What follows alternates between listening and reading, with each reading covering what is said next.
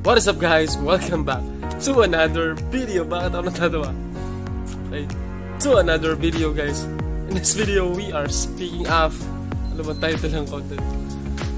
Ang pagkabigo. Ang kabiguan guys ay hindi pagkatalo. Okay? At real talk guys, ito ang nakikita ko palagi. Okay? Kahit ito napapansin ko lagi guys.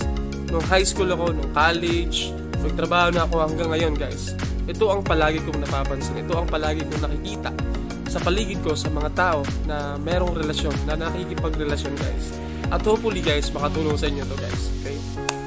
Don't think, huwag mong isipin guys na kapag ka iniwan ka ng babae or kapag ka iniwan ka ng lalaki, iniwan ka ng tao, iniwan ka ng taong mahal mo is nabigo ka or nag-failed ka guys. Okay? Kasi guys, ito ang napapansin ko. Kung naka-experience na kayo na nakipagrelasyon kayo tapos iniwan ka ng babae or iniwan ka ng lalaki, tapos yung pinagpalit sa'yo ay iniwan din siya, diba? Nagets nyo ba yung gusto kong sabihin? Iniwan ka ng babae para ipagpalit sa lalaki, tapos yung babae, yung ex mo, iniwan din ng lalaki niya, okay, na pinagpalit sa'yo. Okay guys, kaya kapag ka nabigo ka, huwag mong isipin na nag-failed ka. Okay, there's always a positive thing na kaakibat doon guys. Okay, isa pa example guys is kung kilala nyo nakalimutan ko ang pangalan ng streamer yung matandang streamer ng ML. Okay? Hindi naman siya matanda, 40, 50, 40 years old, 50 years old, nasa ganun yung age range niya. Ang nangyari kasi guys is, ito lang yung nabasa ko sa kwento guys. Iniwan siya ng asawa niya. Okay, matanda na siya, iniwan siya ng asawa niya. Dahil iniwan siya ng asawa niya, nabigo siya, nag-failed siya. Ang ginawa niya guys is tinanggal niya yung stress niya, naghanap siya ng paraan para matanggal yung stress niya, yung depression niya, para makalimutan niya yung asawa niya, at ang nahanap niya ay ML. Okay, kung familiar ka sa ML, ang ML ay isang sikat na larong online games, okay, Mobile Legend kung tawagin guys, at marami ang na-addict doon. So basically guys, si tatay, kalimutan ko ang pangalan niya, nahanap niya ang ML, natagpuan niya si ML, at dun napag-aralan niya kung paano maglaro, kung paano mag-stream, at dun siya sumikat.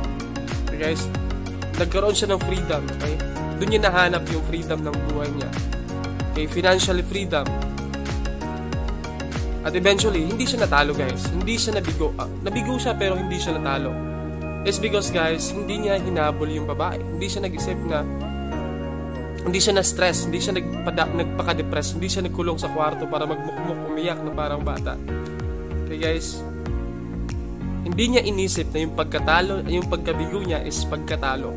Okay guys, because naghanap siya ng way, naghanap siya ng paraan guys. At yun din yung gusto kong i-apply sa sarili ko guys. Kung mabigo man ako ngayon, kung matalo man ako ngayon, kung mabigo man ako ngayon, kung meron man kabiguan sa buhay ko, maghahanap ako ng way. Okay, para hindi ko isipin na nabigo ako. It's because there are hundreds of way guys para hindi mo maiisip na bigo ka, natalo ka. It's because guys, ang pagkabigo ay hindi pagkatalo. Hindi sa lahat ng pagkataon guys, hindi sa lahat ng pagkakataon ang pagkabigo ay pagkatalo guys. Huwag mong isipin yun.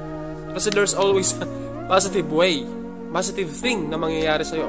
Kung hindi ka na hiniwalayin ngayon, kung hindi siya iniwan, hindi niya mahanap yung magbibigay sa kanya ng freedom, hindi niya mahanap yung Mobile Legend. Okay? Kung hindi ka iniwan ng ex mo, wala ka sa posisyon mo ngayon, wala ka sa trabaho mo ngayon, wala ka sa lugar mo ngayon. Okay? Kung hindi ka niya iniwan, hindi mo mahanap yung girlfriend mo ngayon, na mahal mo ngayon, na mas karapat dapat sa'yo. Kaya guys, do not think na kapag ka iniwan ka ng babae ay talo ka. Always think guys na kapag ka iniwan ka ng taong mahal mo guys, there's always a positive thing na darating sa buhay mo. Hindi pa yan ngayon. Tandaan mo to, hindi pa yan ngayon guys. Darating at darating ang panahon guys na marirealize mo sa sarili mo na tama lang na iniwan ka ng taong yun. Tama lang na pinagpalit ka niya kasi hindi siya karapat-dapat sa'yo guys. Okay guys, that's it in this video guys. I hope you like this video. At sana may natutunan ka guys. Okay? Kung may mga violent reaction, kung may mga bad na komento, please let me know in the comment section below at pag-usapan natin yung mga bagay na yon. If you like this video guys, please give it a thumbs up. If you don't like this video, please give it a dislike.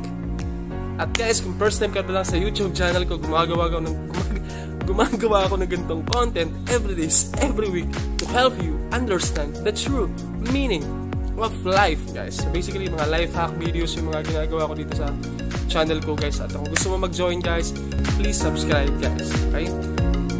Thank you so much for watching guys. I hope to see you in the next video. Abracadabra.